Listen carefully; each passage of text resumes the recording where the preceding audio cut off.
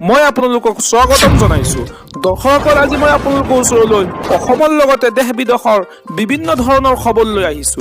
খবৰকেইটা খুবেই গুৰুত্বপূৰ্ণ, গতিকে ভিডিঅ'টো অলপো স্কিপ নকৰাকৈ শেষলৈ চাই যাব। নিতৌ এনেধৰণৰ খবৰ পাই থাকিবলৈ আমাৰ চেনেলটো ছাবস্ক্ৰাইব কৰি ৰাখিব আৰু এটা কৰি লাইক কৰি আমাক উৎসাহিত কৰিব। আহক এতিয়া আমি ভিডিঅ'টো আৰম্ভ কৰোঁ।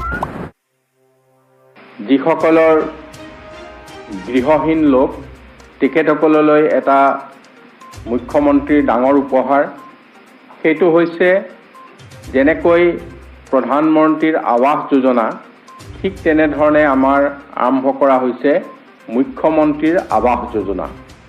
আৰু এইবাৰ মুখ্যমন্ত্ৰীৰ আৱাস যোজনাৰ অন্তৰ্গত হৈছে 1,30,000 ঘৰ।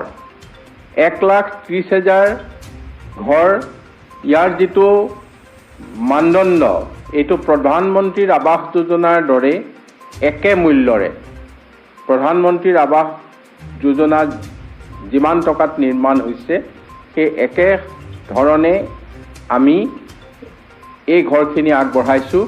আৰু ইয়াৰে 10% ঘৰ, 10% আমাৰ চাহ বাগিচাৰ কাৰণে ৰিজাৰ্ভ থাকিব। চাহ বাগিচাৰ কাৰণে শতকৰা 10% আমি ৰিজাৰ্ভ কৰিবলৈ ঠিক কৰিছোঁ।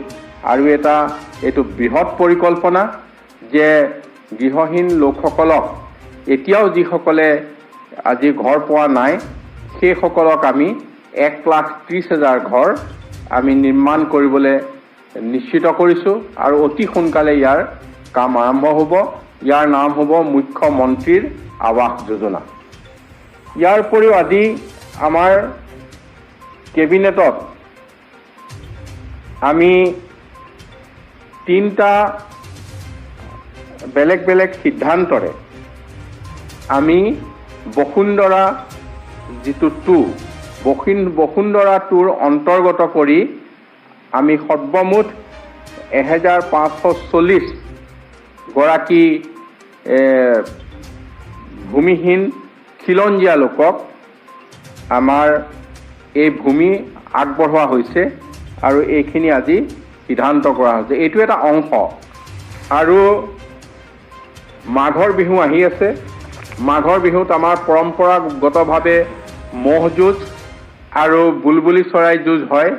ম'হ যুঁজৰ এটা সিদ্ধান্ত আগতে লৈছিল, যদিও বুলবুলি চৰাই যুঁজৰ সিদ্ধান্ত লোৱা হোৱা নাছিল। এতিয়া আজি কেবিনেটে ম'হ যুঁজৰ লগতে বুলবুলি চৰাইৰ যুঁজৰো সিদ্ধান্ত লৈছে। আৰু দুইটা ক্ষেত্ৰত এখন SOP ঠিক কৰি দিয়া হৈছে যে ৰেচন কাৰ্ড, আমাৰ এতিয়াও বহুত লোকে ৰেচন কাৰ্ড পোৱা নাই।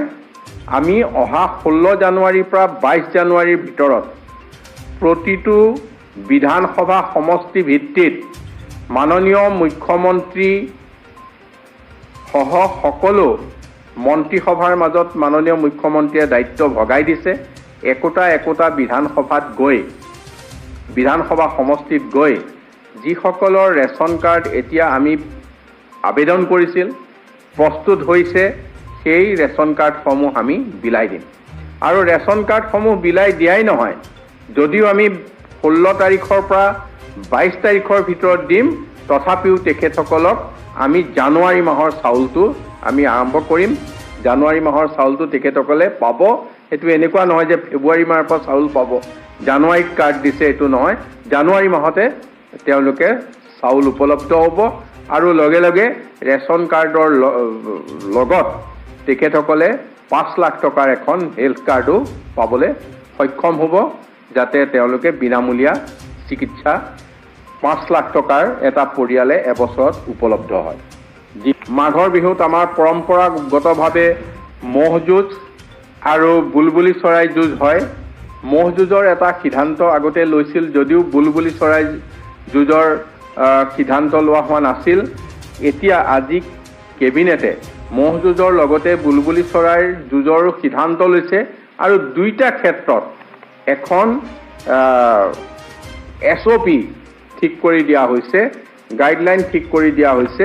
আৰু সেইমতে এই ক্ষেত্ৰত আমি দেখিম যে ইয়াৰ যিটো পৰিচালনা, এই কঠোৰভাৱে সেই পৰিচালনা সেই ধৰণে হ'ব লাগিব আৰু সেই SOPখন আজি কেবিনেটে সিদ্ধান্ত লোৱাৰ পিছতে ৰাইজৰ